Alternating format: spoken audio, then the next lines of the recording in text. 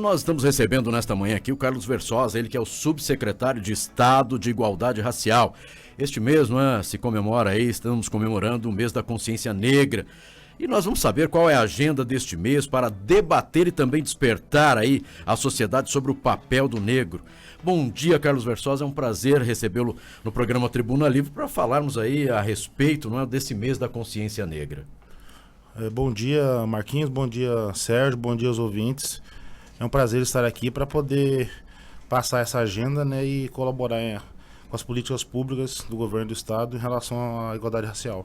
Antes de entrarmos na agenda propriamente dito, as formas aí de preconceito atingem crianças, jovens e principalmente as mulheres negras, Carlos? Sim, as formas de preconceito elas são generalizadas, Atingem, no Brasil, especialmente crianças, e as mulheres negras. As mulheres negras são as maiores vítimas da discriminação do preconceito em relação à questão étnica, visto que elas são as que, na questão do trabalho, são as que ganham menos, são as que sofrem maior violência doméstica, são as que sofrem mais violência por meio do estupro, e são as que sofrem mais por exemplo, com a questão do atendimento no SUS, principalmente em relação à questão dos partos. Isso dados em relação ao SUS, dados do próprio Ministério da Saúde. E aí, de que maneira nós podemos tentar mudar essa situação que ainda persiste no nosso país? Uma situação muito importante que nós trabalhamos é em relação à informação, à discussão, e um trabalho voltado para a questão da educação. A educação tem muito a contribuir em relação a isso, porque a educação ela faz debates, ela traz informações que promovem mudança de atitude. Porque são questões culturais no Brasil. Nós estamos apenas há 128 anos do fim da abolição da escravidão no Brasil. Então, nós somos a quarta geração pós-escravidão. Então, muitas coisas são culturais. Então, você pode perceber, a legislação houve uma mudança muito grande, muito importante, só que, às vezes, hábitos não se mudam com leis. Eles eles se alternam com mudanças de hábitos. Então, as pessoas têm que ter um pouco mais de informação, um pouco mais de discernimento, sensibilidade, e perceber que a população negra ela contribui muito para o enriquecimento e fortalecimento do Brasil, a formação do Brasil como um todo, E respeitar essas pessoas é muito importante, Então a gente faz essas discussões e nesse período do mês de novembro o nosso trabalho é um trabalho que é diário, mas em novembro, em comemoração aos 321 anos desse ano da morte de Zumbi dos Palmares, que é um ícone para a cultura negra afro-brasileira, a gente faz um mês de celebração, um mês de discussão, um mês de alegria, um mês de festividades, porque a vida de quem luta por igualdade racial e direitos humanos não é só o renha-renha do dia a dia, a gente também comemora, claro. É importante você comemorar, você extravasar, porque senão você implode, Você precisa ter uma válvula de escape. Agora você falou em 128 anos da abolição da escravatura, e ainda nos dias de hoje a gente ouve muito falar em relação, no interior, trabalho escravo. Ainda existe isso nos dias de hoje? Sim, isso existe muito. E aí, claro que quando se fala em trabalho escravo, não é aquele negócio, estou chicoteando, não é dessa maneira. Não. Mas claro que existe no sentido de que não paga dignamente o salário, às vezes dorme muito mal, às vezes dorme no chão, a comida é muito ruim, então é nesse sentido que se fala. Os trabalhadores, eles, em sua maioria, eles são de origem bem pobres, E nesse conteúdo no Brasil, 75% dos que são pobres são negros, acaba unindo uma coisa a outra. Mas eles chegam no local para trabalho, chegam devendo, A gente sabe disso, chegam devendo, para sair dali, trabalham e não conseguem sair, não conseguem mandar uma mensagem para a família, Então é uma situação de escravidão, E também tem que ser combatido, está sendo combatido pelos órgãos de defesa dos direitos humanos, da pessoa humana, mas é um trabalho que a sociedade tem que abraçar também, A sociedade tem que, no geral, tem que olhar para o outro, como se ele fosse uma pessoa que ele também conhecesse, tem que prezá-lo, e pensar que essa pessoa tem família, tem quem goste dele, tem filhos, ele é pai, ela é mãe, é avô, tem amigos. Bem, nós estamos conversando aqui com o Carlos Versosa, ele que é o subsecretário de Estado de Igualdade Racial. E o que vocês estão oferecendo nas comemorações aí do mês da consciência negra, Carlos? Nesse mês nós promovemos uma agenda pela Subsecretaria de Igualdade Racial do Governo do Estado.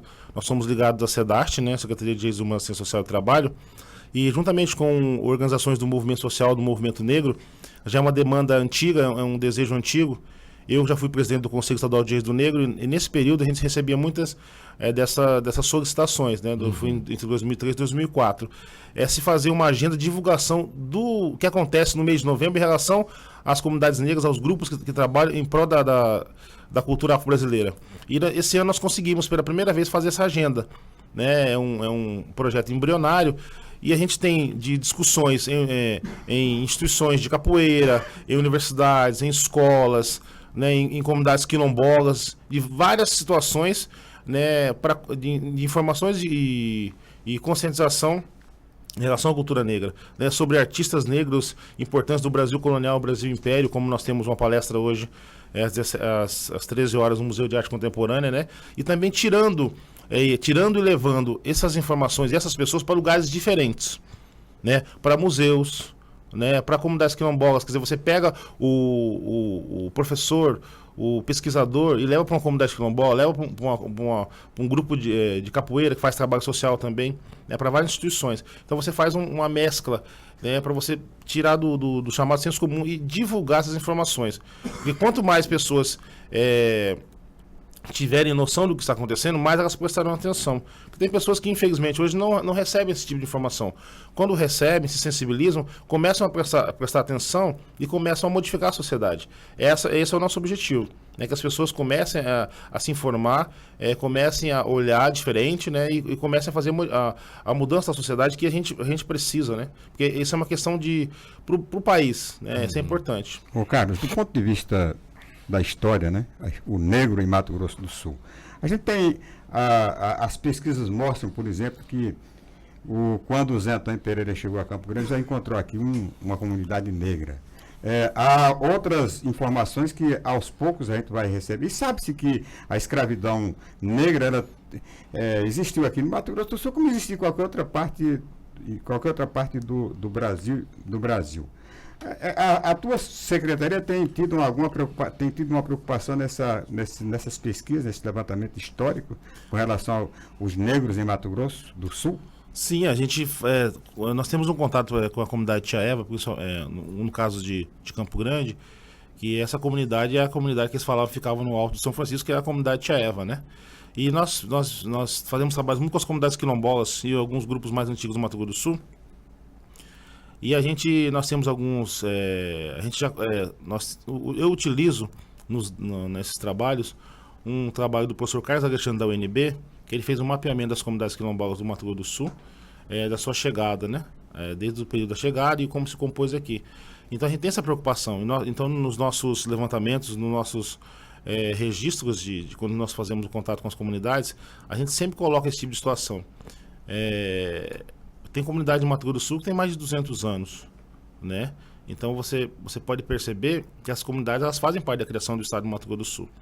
E essas situações são as seguintes: a gente procura, dentro da medida do possível, atendê-las na questão dos projetos sociais, né? Projetos ligados à questão de combate à discriminação e ao preconceito. E essa preocupação existe dentro da subsecretaria, né? Porque a gente faz esse contato com eles e a gente procura elaborar atividades que valorizem, né, e empoderem essas pessoas. Porque essas pessoas, a principal situação que nós temos em relação a isso que o Sérgio falou é promover a visibilidade dessas comunidades. Que elas participaram, né, da formação do estado do antigo Mato Grosso, do sul do Mato Grosso, do antigo sul do Mato Grosso e agora o Mato Grosso do Sul. Né? E nós temos essa preocupação, sim.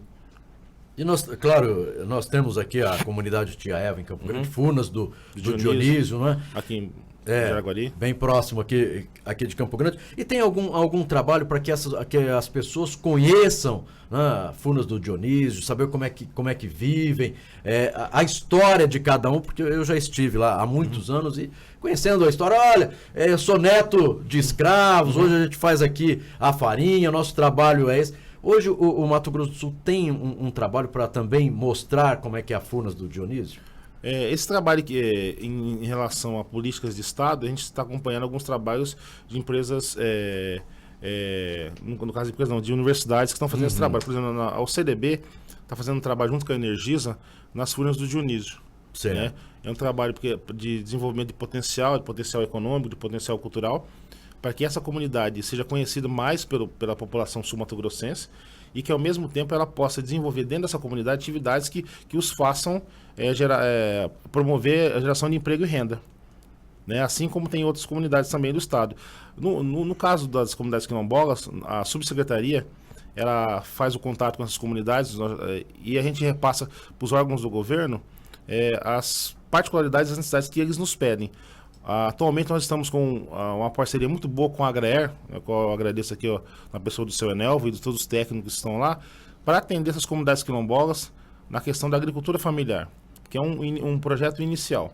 Né? E a partir disso, a gente desenvolve outras políticas voltadas. Né? Como nós vamos agora, nesse mês, dia 29 de novembro, na comunidade quilombola Chácara do Buriti, que fica aqui próximo ao Ianduí, eles vão assinar um termo de convênio com o Banco do Brasil, num projeto iniciado juntamente com a subsecretaria, que lá dentro da comunidade vai ser montada e criada uma panificadora para que as mulheres da comunidade possam trabalhar na panificação e dessa panificação gerar a sua própria renda, já que elas ajudam também os homens na agricultura familiar e agora vão passar a ter como mulher mais uma jornada, né? Então elas vão trabalhar agora para si próprias, né? Mas isso é muito importante. Claro. Então a gente está acompanhando, né? Atendendo as demandas, as solicitações e procurando organizar também essas comunidades em termos de documentação, né? Auxiliando nas mudanças que existem na legislação, né? E para que eles possam ficar em dia e correto, porque a gente busca e prima pelo trabalho organizado, né? E que é muito importante para essas comunidades. Bem, nós estamos conversando com o Carlos Versosa, ele que é subsecretário de Estado de Igualdade Racial. Carlos, eu quero deixar o microfone à sua disposição até para convidar a população a participar, não é, desses eventos, desta programação que começou no dia 6, não é, de novembro, parece-me que vai até aí o começo de dezembro. Então você pode entrar em contato onde as pessoas podem obter maiores informações para participar, para conhecer um pouquinho mais e, claro, para interagir, inclusive. É muito importante. Essa programação começou, nós fizemos a agenda de novembro a dezembro, né? As informações que podem ser encontradas no site da SEDAST, né? Que é do governo do estado, é www.sedast.ms.gov.br. Lá tem toda a agenda de eventos, os locais, são todos eventos gratuitos. Inclusive hoje eu convido a população no período vespertino, claro, que é uma situação meio difícil para a maior parte das pessoas.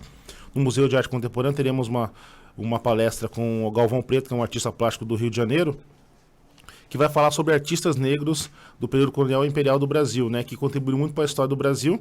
E à noite teremos na Assembleia Legislativa o prêmio do mérito Medalha Zumbi dos Palmares, que é promovido pela Assembleia por meio do deputado Amarildo Cruz, e também é aberto, pessoas que trabalham em prol da cultura brasileira serão homenageadas com a medalha Zumbi dos Palmares, no dia de hoje. Todos os eventos gratuitos.